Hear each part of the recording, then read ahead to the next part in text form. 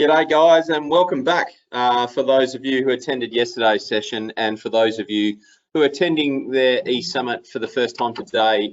Glad for you to join us. My name's Trent Carter. I'm the State President for the Finance Brokers Association of Australia. And as I said, yeah, we're running our second in the series of eSummits for WA today, as well as our Landscape in Focus series. Look, these are certainly different times that we've been facing through the impact of COVID. And it's changed a lot of the ways we do things, and hence why we're presenting to you today in this e-format.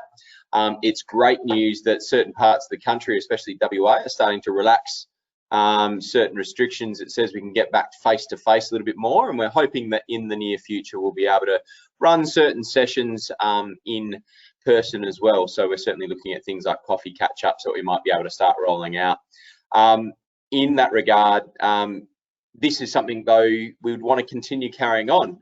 Look, through adversity, we've probably learnt a few things, and being able to present to you in this format is certainly an advantage to us, especially with how we can bring some of our regional brokers and members into the room as well. That's certainly a big advantage, and we love their attendance and feedback as well. So certainly in a way, we'll be carrying forward some of these concepts.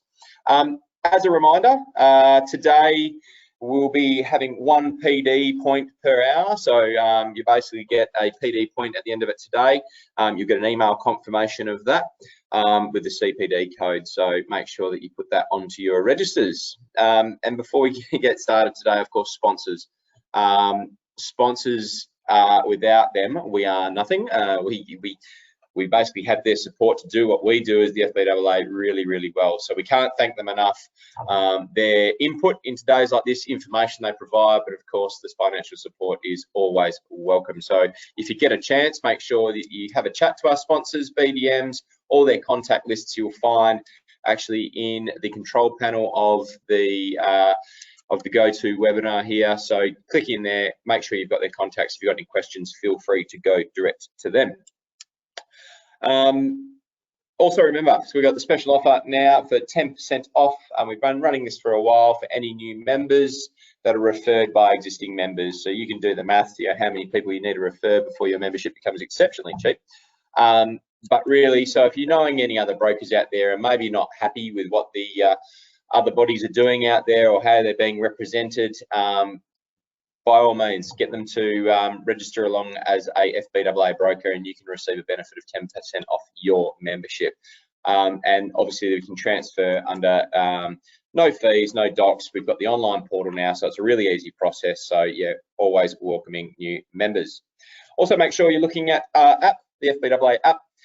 It's the best way to stay in touch with what the FBAA is up to, especially in terms of upcoming webinars and events.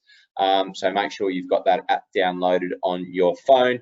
And of course, make sure you're checking into the website as well. The website is always being worked on. I know that the members area itself has had a lot of work done over the last sort of period, especially during COVID. And there's a heap of fantastic resources in there that it's worthwhile checking out. And while in our website, you can also check out our broker support program. New program we've launched. Being a broker is a stressful job. Being in finance is a stressful job.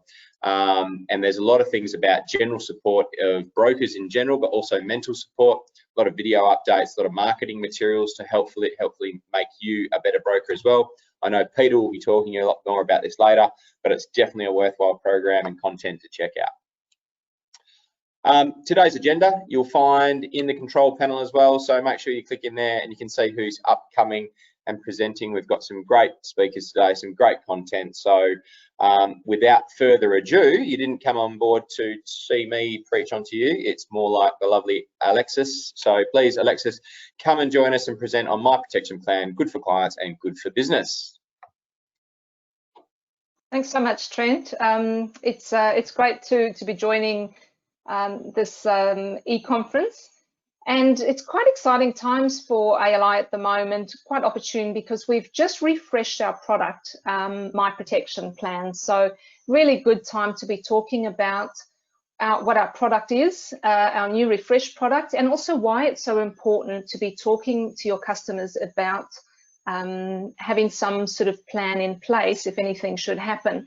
And I think that things have changed with recent events with COVID-19, where before having conversations with the clients, very much we all thought, oh, she'll be right, everything will be okay. But now we realize that things can go wrong and things can happen that are completely outside of our control. So, you know, I think that you might find customers or your clients are a little bit more open to talking about having a plan B in place. Before I get into the presentation, I do have to just let you know that the information that I got in this presentation is just general in nature and doesn't take into account anybody's financial situations. But you could head to our website to get more information, including our product disclosure statement. So ALI Group, our mission statement is protecting Australian home and property buyers from financial hardship. We've been around, a little bit of background, we've been around for about 17 years, coming up to 17 this year. And in that time, we've protected over 200,000 customers and we've paid out 114 million in claims. There's commission of 67 million that we've paid, and we've started every year doing this NPS scoring, and last year and this year we've scored really, really high. This year it was 79.7, so we're really, really proud of that, and our whole focus is really just protecting, as I said, home and property buyers. We only deal with mortgage brokers, we don't deal with the public directly, or any other distribution. So everything we do is for you. So as I said, we've got this new product and we call it My Protection Plan. Now, the reason we call it that is because we actually pay the benefits to the customer or to the claimant. We don't pay it to the loan. So this really is something that protects your client. It's not protecting the lender like LMI does. And it's an insurance policy that they take out, and it has three main benefits. So you've got your death cover, which is quite self-explanatory. If something happens to someone, at least there's an insurance policy to pay out the loan. The trauma benefit really is the hero of this product.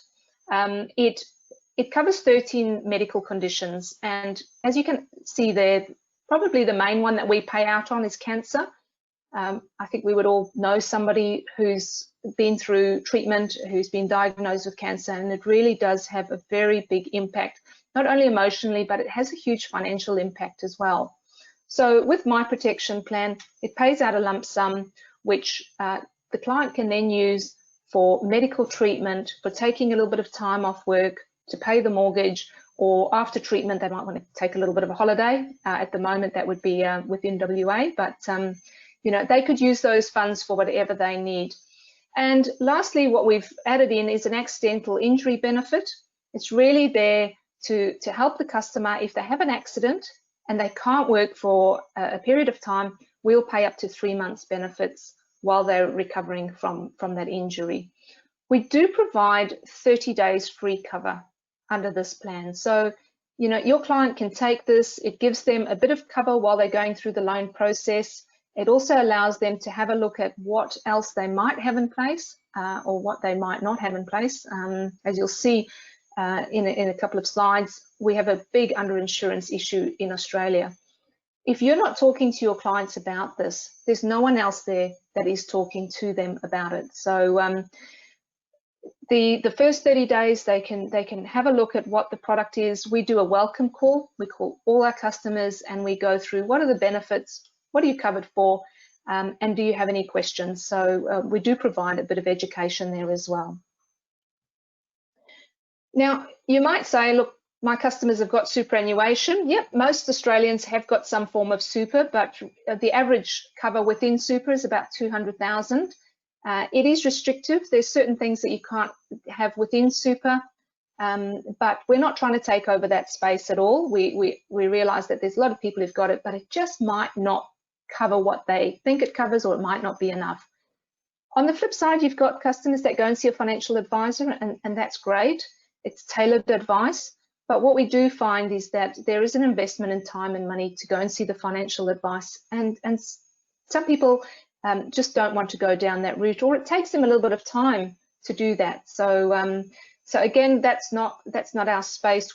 We feel we're in between. Your mums and dads, the first home buyer, those who perhaps don't see the benefit at this stage of going to see the advisor, but maybe in the future they will. But those who don't have any other cover in place, our average premium, we find that customers are comfortable paying around the $50 per month each. And what they're getting for that, as I said, is they're getting a trauma, they're getting a death and terminal illness, a complementary accident. We don't have any medicals. So there's nothing for your client to go and do apart from tell you that they want to go ahead and how much cover they want. And it's guaranteed acceptance there. So it's quick and it's simple, and you can put it in place the same day or the next day for your customer. We partner with quite a few industry groups. We've got a few industry partners, so that's just a snapshot of some of them. So we've gone through all the compliance, and we have the processes in place to make sure that that this all runs very smoothly. As I mentioned, who does it appeal to? First home buyers typically are a big one for us. Average 31, average mortgage around your 300,000, and they are more likely to use mortgage brokers. So we find that we get more than 50% of our customers would be in the first home buyer bracket. But look, that being said, we have people who are refinancers and investors, guarantors. We've got a wide range. And in that age group, that first home buyer, if you have a look at that little graph on the bottom right, this was a survey that was done by the AFR, and they had a look at how many Australians will get financial advice, and they did it by age group. So when you have a look at people in the age bracket of 20 to 35, it's really 4%. 4% of that age group are seeking financial advice. So what are the other 96% doing? If their mortgage broker is not talking to them about this, that other 96% are not doing anything in terms of having a plan B or having something in place. So really, really important from your perspective to at least be having this discussion with your clients. In the age bracket 35 to 44, it does go up to 13%. But again, there's 87% of that age bracket that are not doing anything at all. So that's a little bit of a worry, and there's really a big gap there to talk to your clients. At any given time, if you go into a GoFundMe page, there are over 250,000 medical campaigns through GoFundMe where people are trying to raise money desperately to pay for medical treatment, just to support them through medical conditions.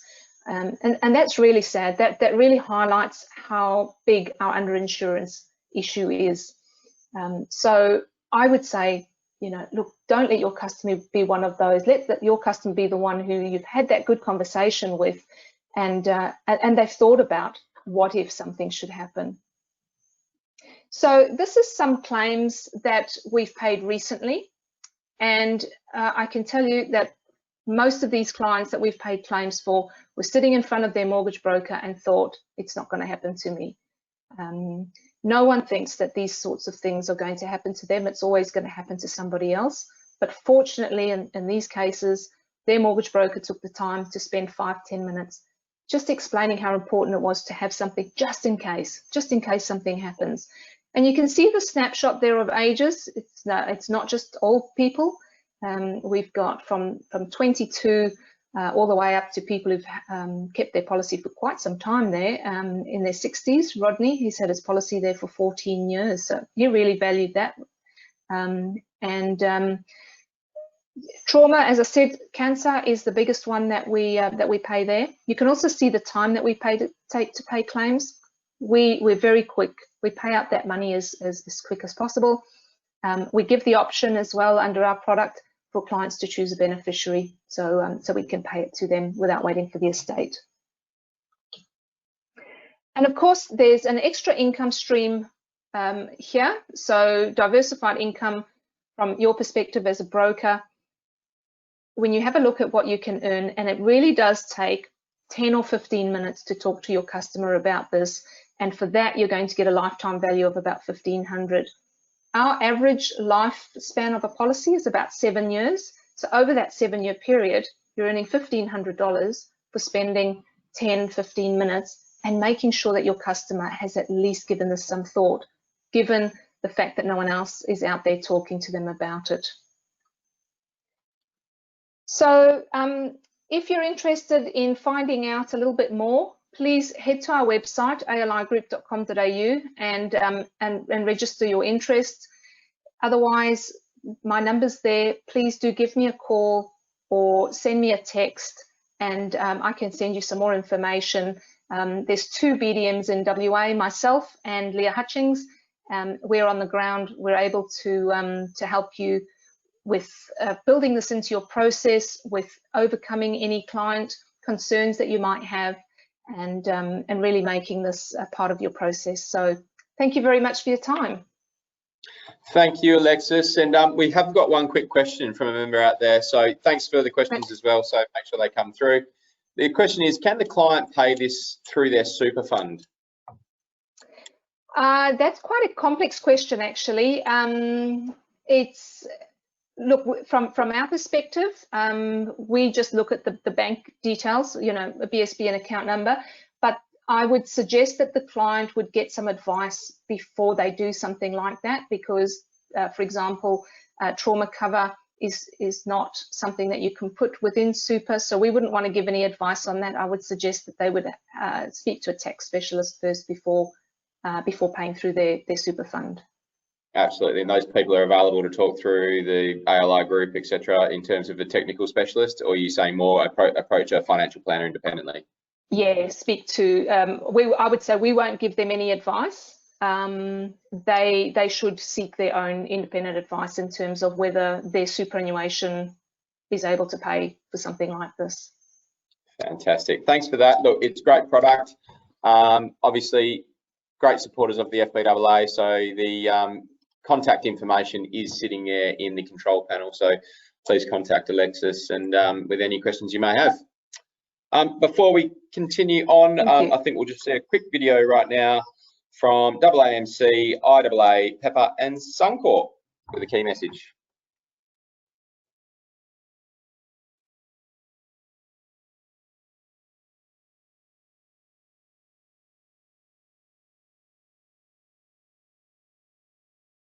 Conducted by our experienced industry trainers to make learning interactive and enjoyable.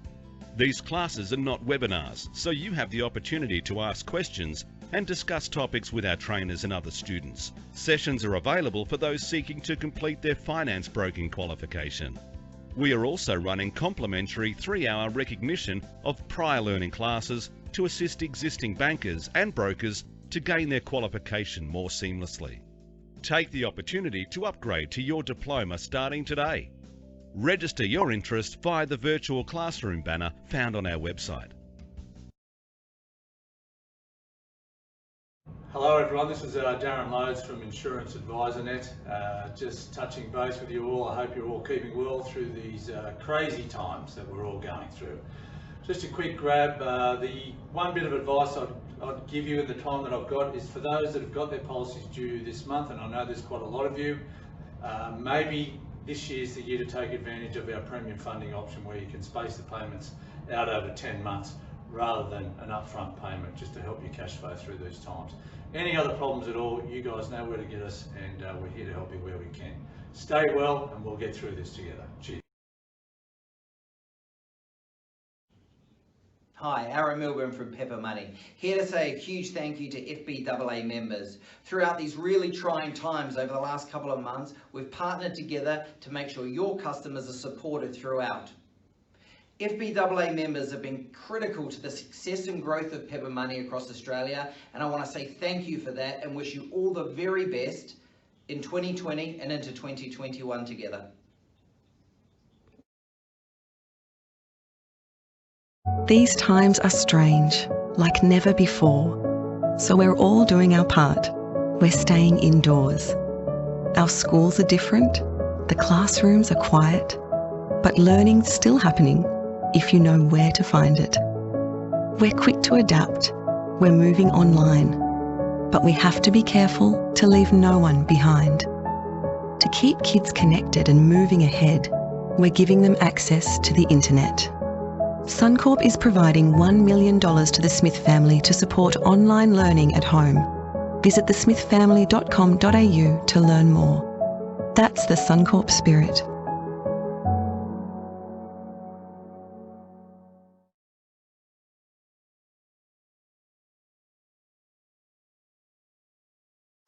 Yes, welcome back, guys, and I hope that you all got to see those videos. A few may got stuck on the screen, so I hope you're still with us. Now, probably we've got a very important session with our Managing Director, Peter White. Where do you stand in 2020? Certainly during the COVID period, whilst he hasn't been traipsing the country like he normally would, I assure you that he's been working just as hard for the members, and I know that he's got a hell of a lot of information to share with you now. So over to you, Peter.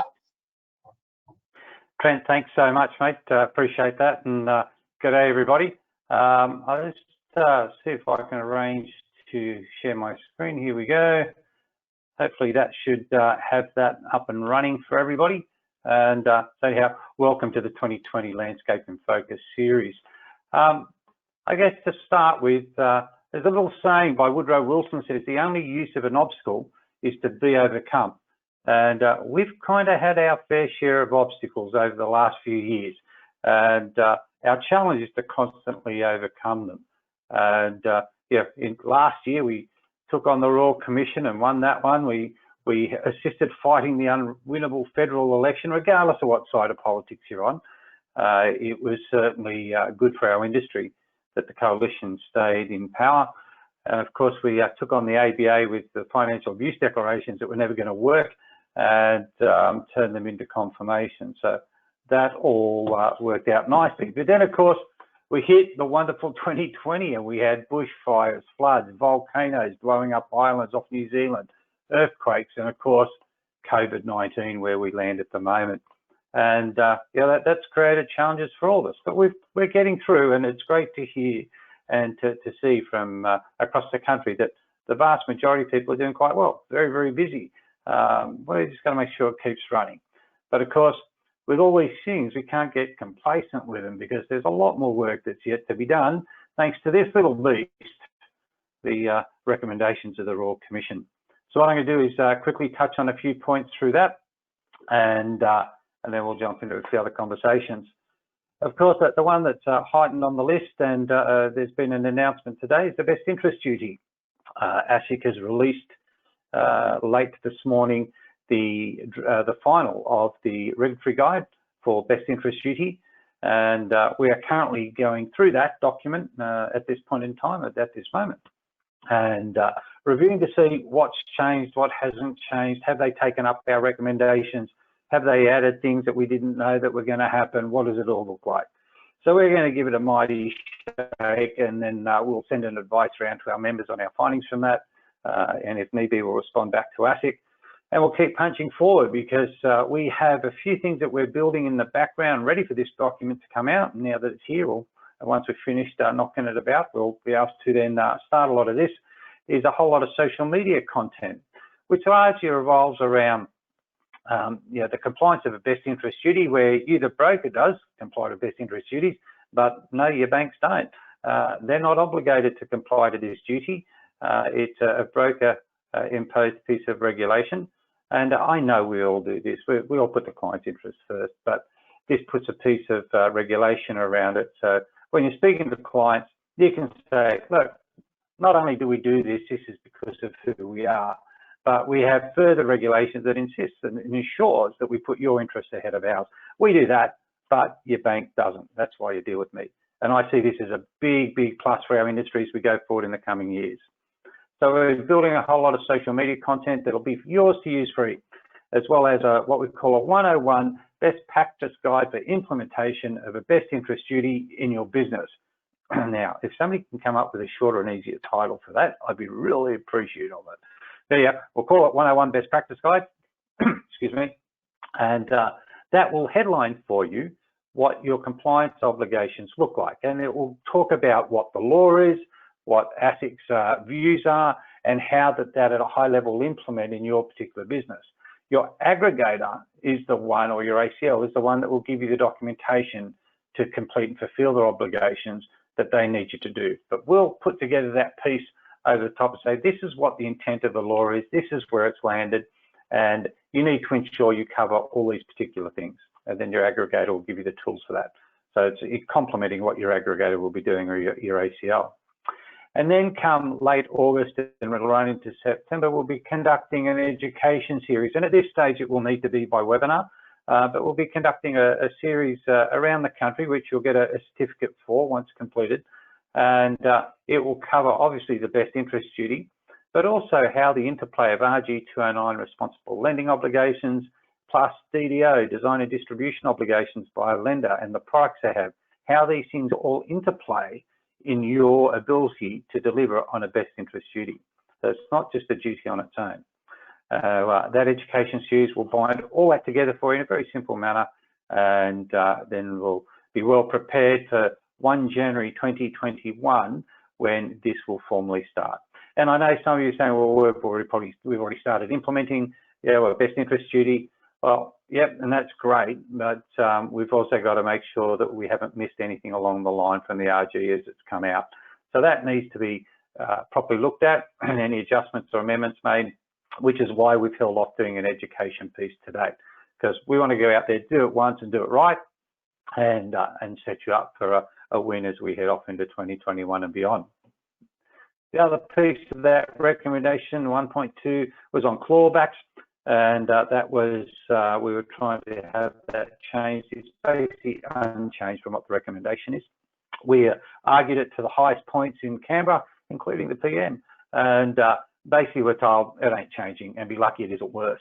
That's all well and good, but personally I don't accept that. Don't even come close. So any of you who've known me for a long period of time will know that my conversation has been going on for a long time at how against I am of clawbacks.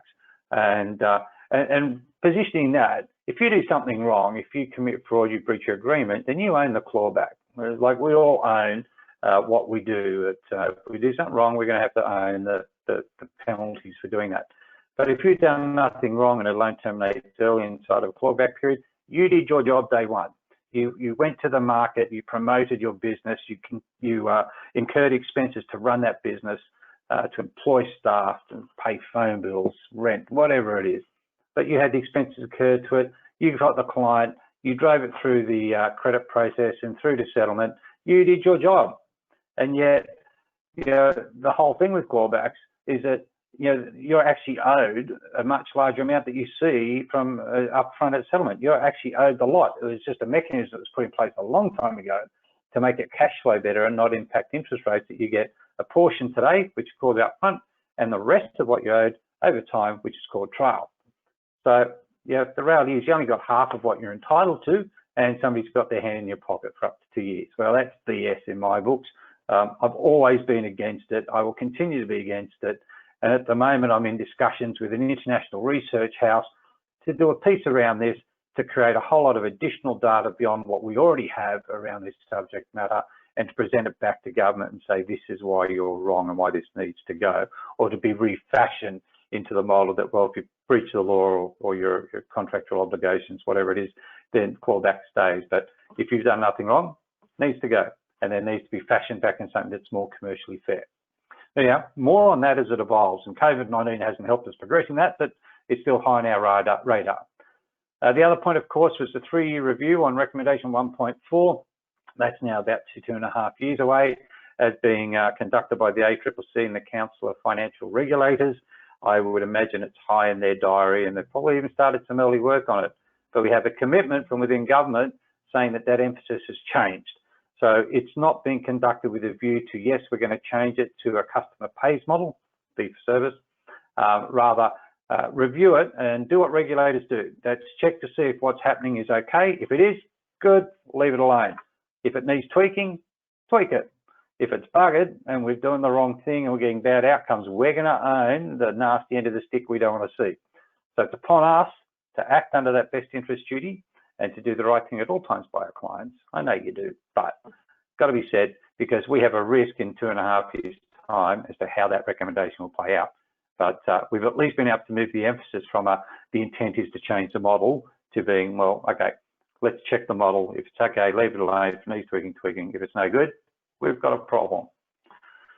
The other one is the alignment of regulatory frameworks and planners to act as mortgage brokers without any further consideration. We can't allow this to happen. It's what I call the duck syndrome. If it looks like a duck, talks like a duck, walks like a duck, it is a duck. So if you want to look like a financial planner as a mortgage broker and align the frameworks and let planners to act as what we do without any other considerations, then you're starting to look like a duck. And what that means is under an FSRA arrangement, knowing that we're under the NCCP, but if you're a financial planner sitting on FSRA, what happened to them? It's called FOFA, Freedom of Financial Advice.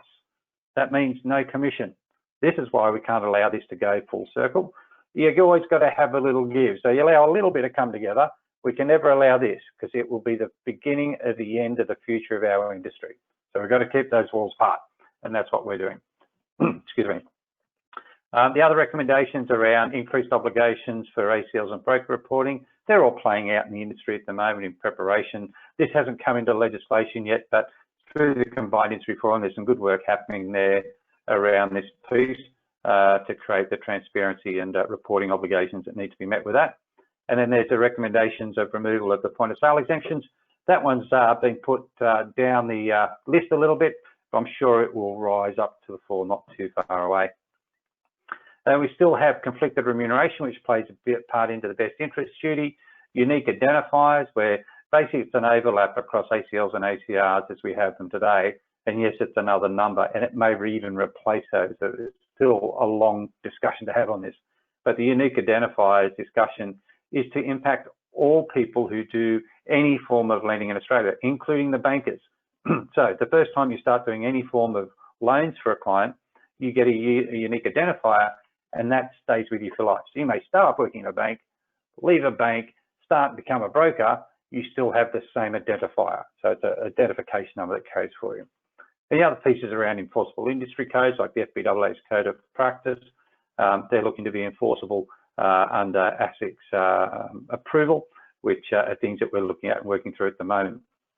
And the last little piece is we've been very close to ASIC for the last 18 months, 2 years with reverse mortgages, senior lending, all that sort of transactional style of lending, which I know is a niche market, but it's been a very important place. We've seen elder abuse in this sector and so on. So we've worked closely with ASIC. In actual fact, they used us for their stakeholder group with this piece. And there's a piece of training that will come off the back end of this, an education piece that will be a requirement in the future that says if you want to operate in that particular part of the marketplace, you would have had to have done this course. Excuse me a sec. The other piece is, of course, the meetings with government continue. And interestingly enough, in this electronic or digital environment of webinars and Zoom meetings, I know we're probably all getting a bit zoomed out, webinar out. The meetings with government, there's more meetings now than what there normally are in a face-to-face environment. So our discussions with the Coalition and the Labor Party at a very high level. There's a lot of discussions, of course, around stimulus packages and what's happening in the economy and so on. But it keeps us in front of them as a visual face because we deal direct. And we are the only ones that deal direct with the Coalition and the Labor Party without having other people between us. So it ensures that we keep our face squarely in front of them and they hear our conversations. And like I said, there's more meetings happening at the moment than what there normally is. So certainly keeping us on our toes. And all this falls around this little saying I've had for a long time. It's not about waiting for the storm to pass. It's about learning to dance in the rain. And obviously, we're not talking about the weather. We're talking about the regulatory storm we're in. And that regulatory storm is always with us. You can see what was there in those previous slides. And as soon as they disappear, there'll be something else come along. But we've got to learn to dance in the rain. And that's why we do things the way we do, because I reckon we're pretty good at it. Of course, a part of that dancing is the rain is a bit of a, pardon the language, keeping the bastards honest sort of thing. We're out in the media regularly, ensuring that we call out bad behaviours and things that are not set right in the marketplace. And some of the recent conversations have been around the fixed rate trap. There's a tongue twister for an afternoon. And that's not that fixed rates are bad, but it's important that people consult their broker to make sure that their loan or interest rate structure is tailored for them. Because they may think, yeah, the fixed rates are really cheap, that's what I want. Well, it may not be in their best interest if in 6 months, 12 months time, they want to extend their loan to put in a pool or to do a renovation. They may need something that's part fixed, part variable, or still all variable, depends on. But it's important that it gets reviewed professionally, and that was the key in that commentary to media. We looked at standardization of documentation, application forms, privacy act forms, discharge forms, the list goes on. In this day and age, we need to put our petty differences aside and just have a standard form for everything, and not one for this bank, one for that one for that lender, because they're principally all the same. It's a matter of just getting an agreement and doing it. Now, that sounds easy, it ain't, and it's been going on for a long time, but it's high time it started, and I think we're getting closer to it.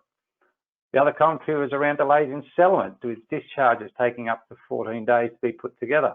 And then you've got the time to actually then book in the settlement time. Yeah, in my early banking days, and I've been in this game some 42 years now, I used to write these documents, well, sorry, not write, let me correct that. I used to type these documents on a typewriter, which virtually don't exist these days.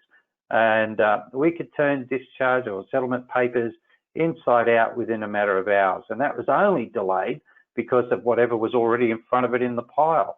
They took about 20 minutes to carefully type it up and it was ready to go. And then you just booked in settlement. These delays in the electronic world are just unacceptable, and that must change. The other thing is delays in loan files being picked up. And this has had an impact through broker clubs. ASIC, through report 516, when we did the review of remuneration, was very much against these broker clubs, but it got negotiated that if the measure was qualitative or predominantly qualitative, so basically 70% of the assessment, 80% of the assessment, I think it is, then it was okay for broker clubs to continue on in that matter. But what we're seeing is that isn't playing out. What we're seeing is it's taking anywhere to 40 or 50 days for a lender or a bank to pick up a loan application to start processing and reviewing it. That's ridiculous. Yet, if you're on a broker club and the measures are volume based, and I have the communications from our members outlining exactly what these clubs look like, it can take between 1 to 8 days to pick up your file. Now, this has got nothing to do with a borrower, and this has an impact on a best interest duty. Well, a broker acting under a best interest duty. Because if a client needs to settle a loan promptly, you can't wait 40 to 50 days for the process to truly begin, as far as the lender is concerned. It needs to be actioned. And I don't see there's any reason why that all loans should be done under a first in best interest. So you go through the pile in a systematic order, and priority shouldn't be given to one over another, because the actual borrower is not the person at fault. Just because a broker doesn't meet a volume requirement to a specific lender, it could be because their product's been no good, or their interest rates have been too high, or their service levels have been too slow. Hint. That may not be in the best interest of the client. So these measures need to be carefully considered, and I think it's high time the banks change the dynamics of these things. Forget your broker clubs. You may have special groups that meet because they're high performers, but nothing should impact the borrower from picking up a loan application and promptly processing that particular application. So be in my bonnet about that, yeah. But that needs to change, because we're disadvantaging borrowers just because a particular broker doesn't give a lender enough volume. And ASIC's report 516, very, very much against the volume issue. But of course, the dancing in the rain, as we tackle the media, we also tackle various markets to protect what we do in the industry. So the IMBF that between myself and Canada, we established a few years ago with 6 countries involved, is all about protecting our industry, because our regulators talk to the international markets to develop policy.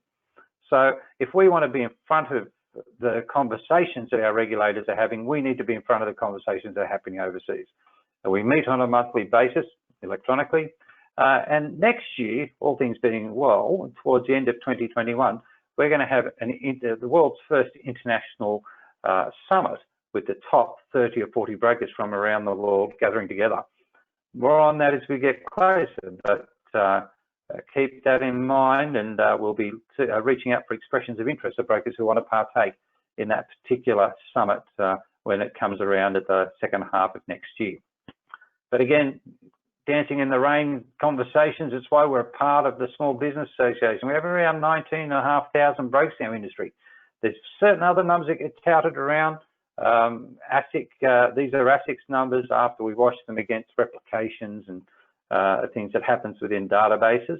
But and yes, that does include brokers that may be considered part-time. But we look at things as to how does the law need to be dealt with and how it gets impacted. And this is the size of the marketplace the law needs to deal with, regardless of how, you know, whether they're part-time, full-time or whatever.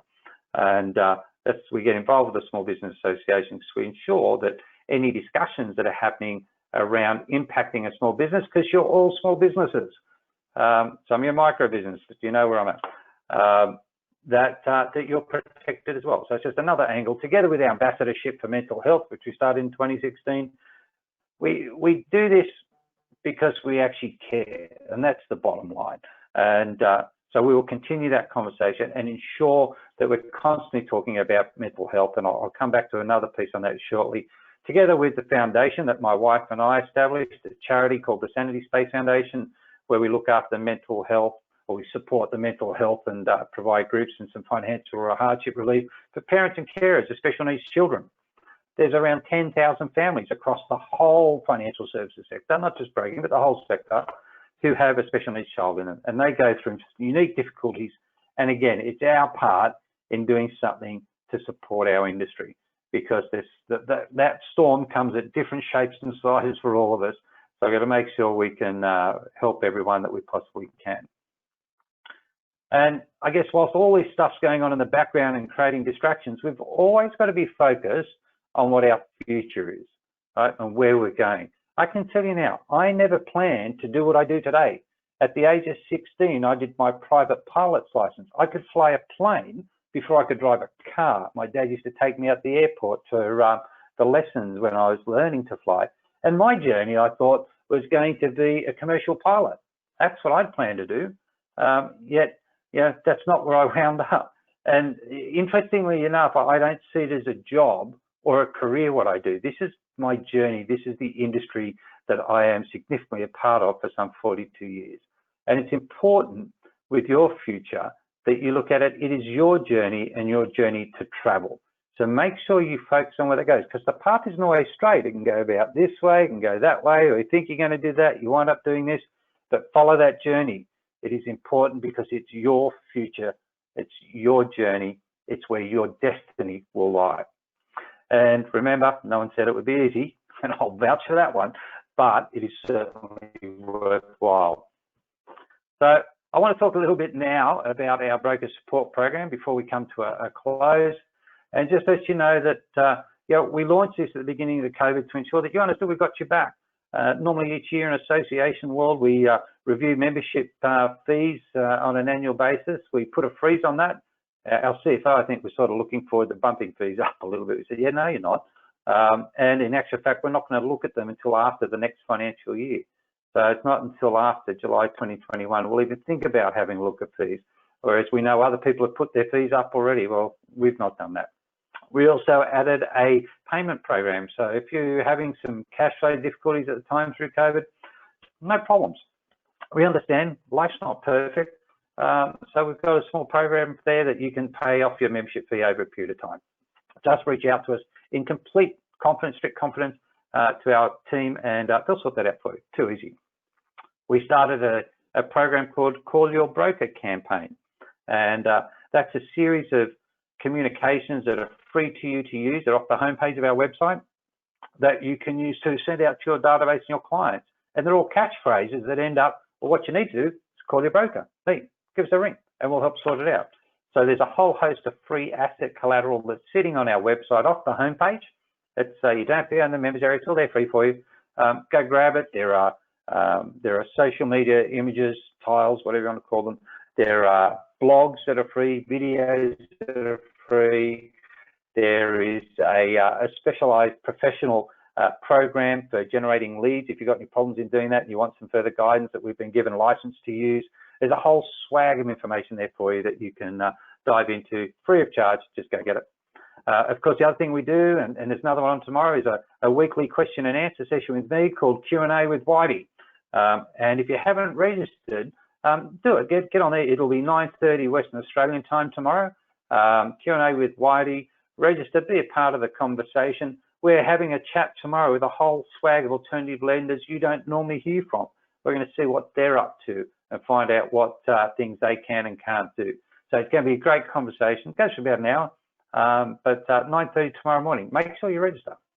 And also within our program, our broker support program, we've got a series of new educational opportunities. If you want to do some upskilling this time, there's a whole lot of things we've got there for you with discounts and so on that will help you out. The other piece that we have within our BSP, the broker support program, are all the links you need for all the government stimuluses and things that are happening on a federal basis. So they're there for you to try and make it a quick and easy reference for you. So this is what the campaigns look like. You'll see imagery looking like this, or more shorter ones here where we're putting out to the marketplace. This one's the Q&A with Whitey. Look for that every Thursday at 11:30 AEST, 9:30 WA time. Register for tomorrow's conversation. It's going to be a beauty, actually. Nice, casual, relaxed atmosphere. Make sure you got your cup of coffee and morning tea with you. It's an important part of what we do in that morning. It's not all formal and stuffed shirt, let me tell you. We have great fun conversations. And of course, I've said to you before about that mental health conversation, and that we are going to keep it going. We are there supporting Are You OK Day, and we're back with Beyond Blue. They're there to help you. We've had mental health workshops going through COVID. We've got more coming. And of course, we've got Are You OK Day coming up as well. And we do this because things aren't good. And there was Mental Health Week last week or the week before, and the facts aren't getting any better.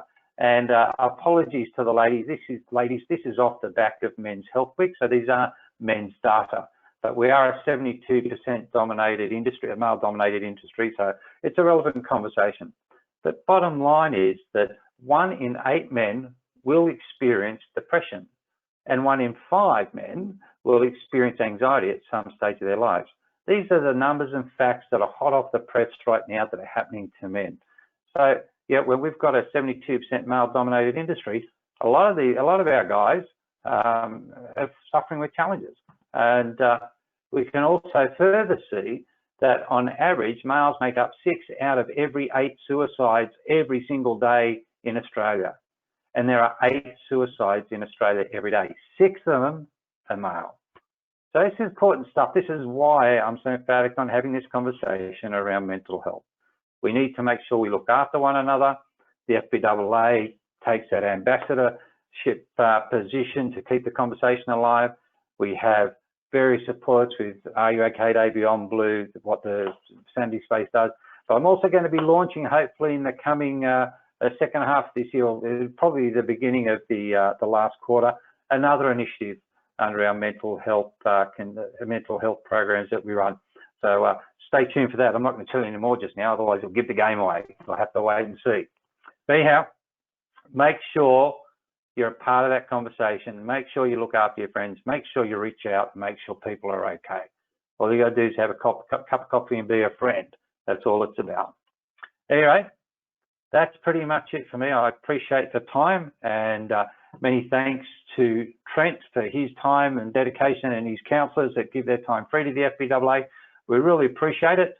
And mate, I think I'm done, and I need to hand back to you. Thanks so much. And sorry for the light. It's getting dark on this side of the country, so the light's fading on me as I'm talking. Sorry about that. It can't always be sunny like it is over here in WA, Peter. So thank you very much for your time. Pleasure. Look, again, I suppose in summation of that mental health conversation is a really important one.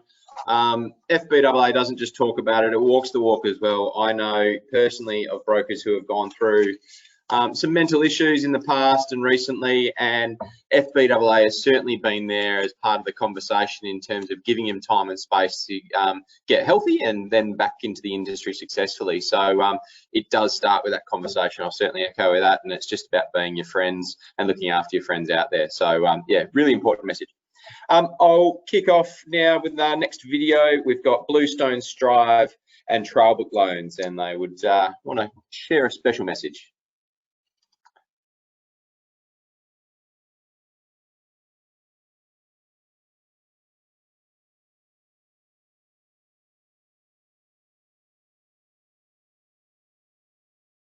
Sarah is a florist. Khalil runs his own business consultancy. And Daniel and Rita own 15 coffee shops across the country. But when they applied for home loans, they were all rejected by the big banks. 58% of Bluestone's borrowers are self-employed. Unlike banks, we take the time to get to know our customers' unique circumstances and accept a variety of supporting documents when verifying income. So for your self-employed customers, turn to Bluestone. bluestone.com.au.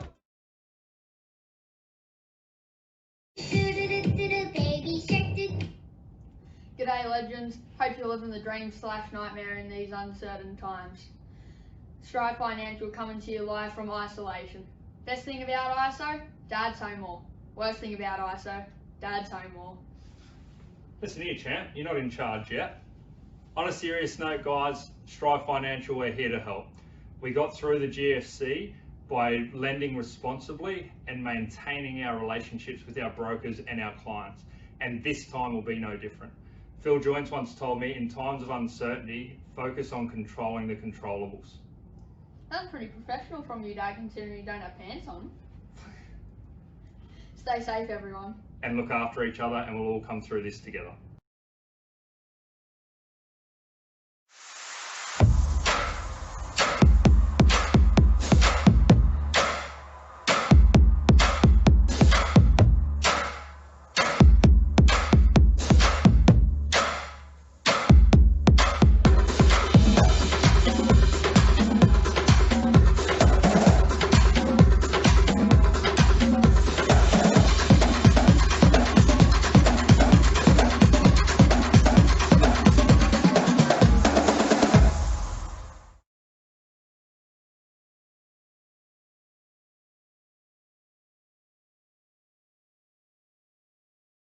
Welcome back. So next, I'd like to introduce Mariana from Credit Fix.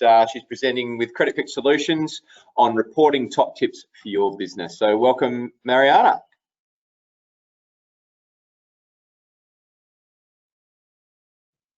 I'm sure she'll be visiting us soon. So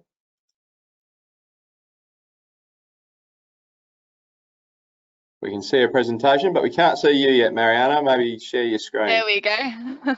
There we go. Can hear you. Yeah. And you're away. Perfect. All right. Over to you. Awesome. So thanks, Peter. Well, let me just move this out of the way. So hi all, thank you for participating. I'd like to say a big thanks to Peter White and the team at FBAA for making all these events possible. For those of you who don't know me, I'm Mariana Maroon and I'm the New South Wales ACT BDM. However, your lovely WA BDM is Charmaine Raki, and I'll be providing her details at the end of the presentation. So today I'm going to run through the complex arena of comprehensive credit reporting. And as many of you probably know, there have been some major changes made to credit reports back in 2014. So this is with the introduction of comprehensive credit reporting. So prior to 2014, only negative reporting was shown on credit reports. So this entailed just defaults and credit inquiries. And now with the introduction of comprehensive credit reporting, not only are defaults and inquiries shown, but also all liabilities and repayment history over a 24-month period.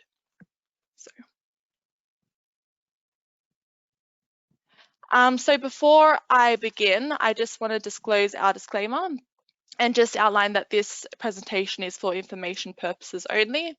And for those seeking legal advice in regard to credit reporting issues, we do have a team of lawyers at Credit Fix Lawyers, and I'm able to provide that information at the end of the presentation. So I'm going to start with 8 key ways we can help your business. So I believe our no result, no fee credit repair service can actually be a value add to your business. So 8 ways we can help you. So we're no result, no fee. Therefore, you can refer to us with confidence in knowing that we won't leave your client out of pocket. And in saying that, we do have a 95% success rate. So we do have one-on-one free expert consultations. So within that initial consultation with your client or with yourself, we'll be able to gauge whether we're actually able to help your client or not. And if we're unable to do anything, we will be quite upfront and honest. So we also do fast and thorough investigations, hence our 95% success rate. No chasing required. So once your client is on board our service, we do provide weekly updates to yourself and your client via email on the status of their case. And even if they're not on board, after the initial consultation with your client, we will relay back to you as to what we've discussed and how your client would like to proceed. So increase your conversion rates.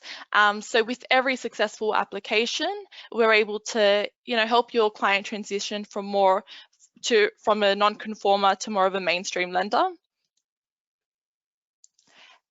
And we also offer a small referral commission, which is always helpful.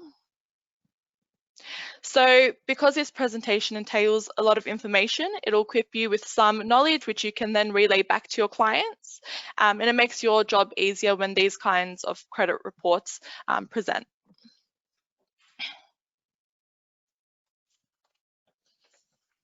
So top tip 1, understanding credit scoring.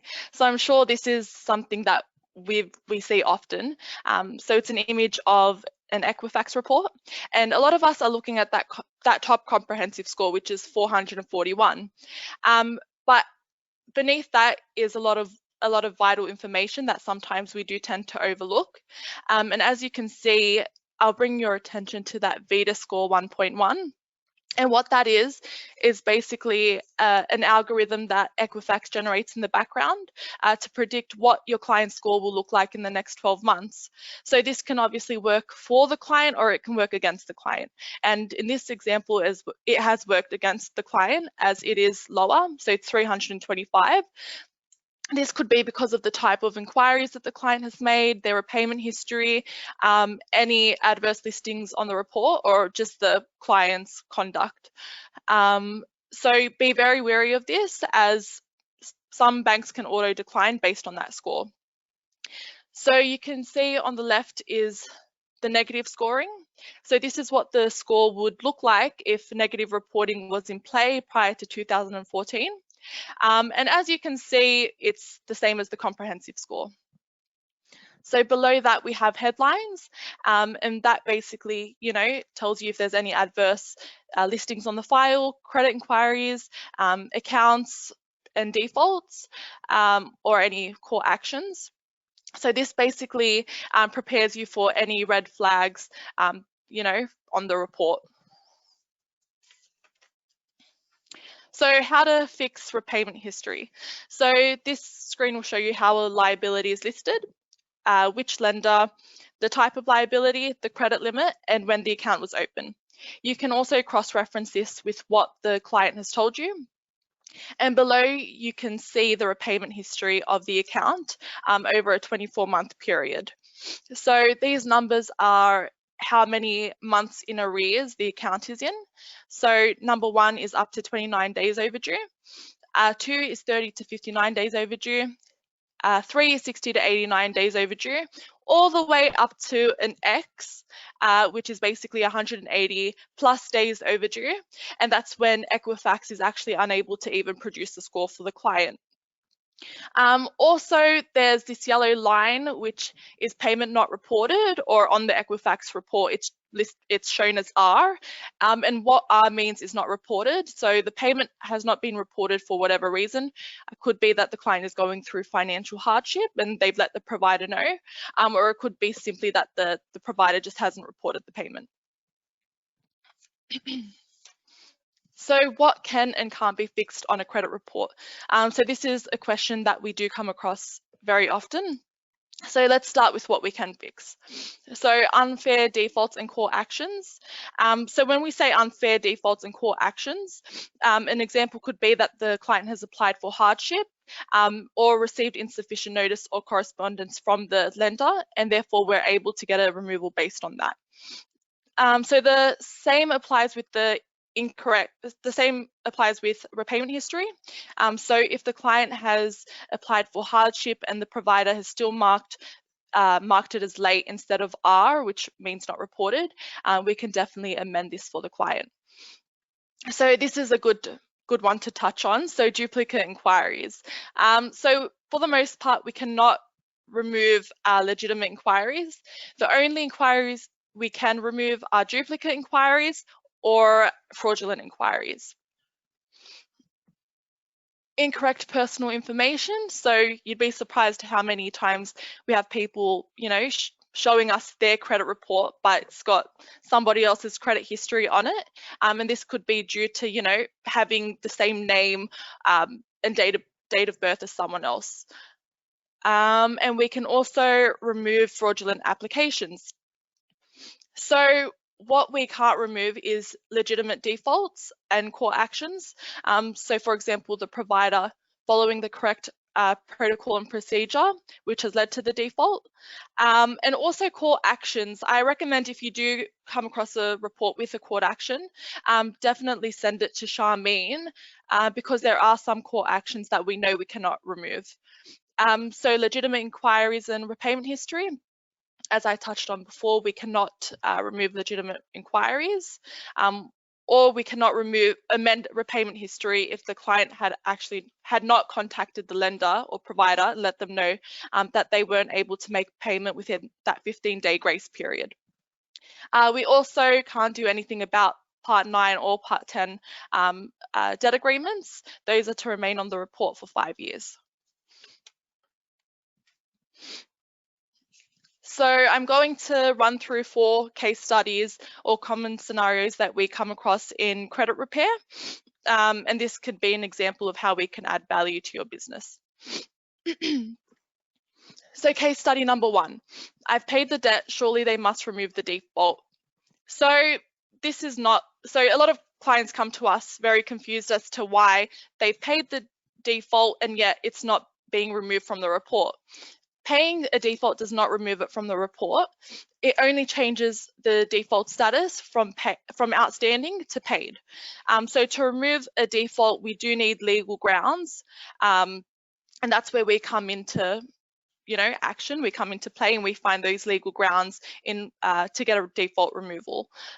So yes, if a paid default is on the report, it's to remain there for 5 years unless obviously we find legal grounds to get a removal. So case study 2, so a smaller default is easier to remove than a larger default.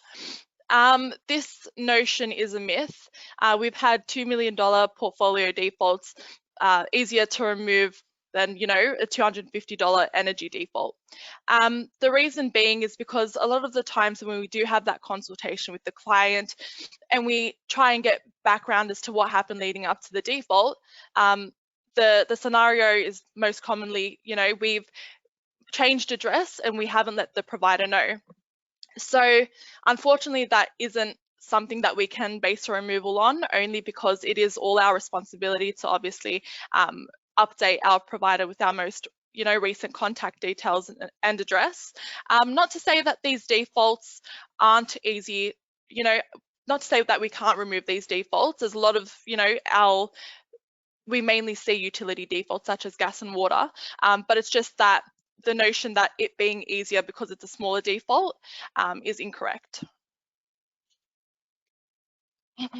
So case study number 3, the debt is unpaid, the credit provider won't remove the default. So to be clear, outstanding defaults can still be removed. But in saying that, we never encourage a debt to be left unpaid. So as part of our service, not only will we remove the outstanding default, but we'll also place the client in a manageable payment plan with the provider. Yep.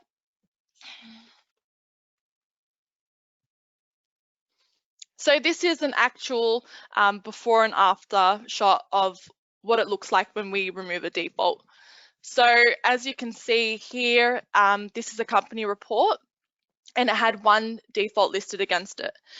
So we were able to get a removal within 6 weeks, as we found that the default was listed in error.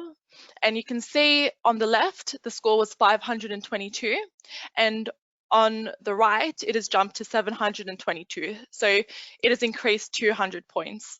Not only that, but as you can see, there's a 10% chance of adverse listing on the report, and that has decreased to 3%. So this also improves the client's chance of getting approved for a loan.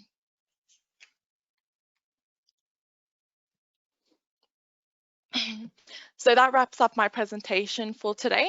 Thank you all for listening. I hope that you've learned something new in regard to credit reporting. And like I said, if you do have any questions or would like further information, please contact Charmaine Rahi at charmaine@creditfixsolutions.com.au, and she'll be in touch with you shortly. Thank you. Thanks for that, Mariana. We do have one question that has come through from one of the members. Yeah, and of course. Know if you've ever seen a credit score actually decline when someone's paid out a credit card. Is that a scenario you've come across before? As in, so when they've paid out the credit card, that it's the score has actually declined? Is that? Yeah, that's right. That's from how I read the question, that's the scenario. Okay, no. So I haven't seen that personally. Yeah, I haven't seen a score decline by paying out the credit card. The only time we've actually seen a score decline whilst working on a report is when we're working on the report and the client has continued to make more inquiries. That's the only time I've seen a score decline. So it might be worth asking that client if they're making additional inquiries since that report was provided. Yeah, okay, fair enough. Yeah. Look, thanks for your time today. No, thank you. It's my pleasure. Excellent. To our FBAA family, thank you. Thank you for your continued support over the last 3 or 4 months in what's been a super challenging time for us all. Not only have you stood beside each other and supported each other, but you've continued to remain industry leaders. You've inspired us to ensure that we continue to deliver improvements to our platform to make your life easier. Thanks again for your support.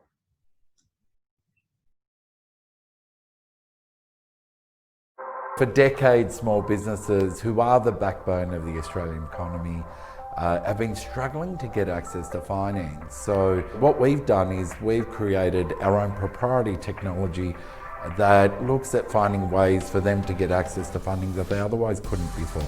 Our CDE, our credit decision engine, which we've built in-house here in Sydney, looks at over 450 data points in 15 seconds. There, we're able to lend them money in a really, really fast turnaround time. So traditionally within 24 hours, but I know of an example where we did it in 26 minutes. Okay, so as we come to a close today, really it's a big thanks first of all to all our sponsors. Without them, we really don't have a FBAA Summit series that we can present to you guys. So, thanks to all the sponsors, thanks for their support. And as we said before, their contact details are in the chat or in the handout section of the control panel on the GoToWebinar control panel. So jump in there, you've got their contact details. Any questions, you can flick it through to them. They'd be more than happy to assist. Also, you're getting 1 CPD point for today, so thanks for attending. Make sure you get that onto your register. You'll get an email with the code, so flick that onto your register. And finally, we want to make sure that you're checking out our YouTube channel for all our latest webinars and video content that we've been putting on there. That's also worth some CPD points to you. So if you're looking to bolster the balance in this time of COVID, we haven't been able to attend as many events, jump on there and there's plenty of useful webinars. And of course, the upcoming webinars you can always book on via our website and also check out the app as well. So that's it from me. I really appreciate everyone hanging around for not just today's session, but for those of you who also attended yesterday's session. It's a new way of doing the WA Summits. So yeah, I've really enjoyed hosting and seeing all the content through, and I hope you all have a great day. Thanks again and speak soon.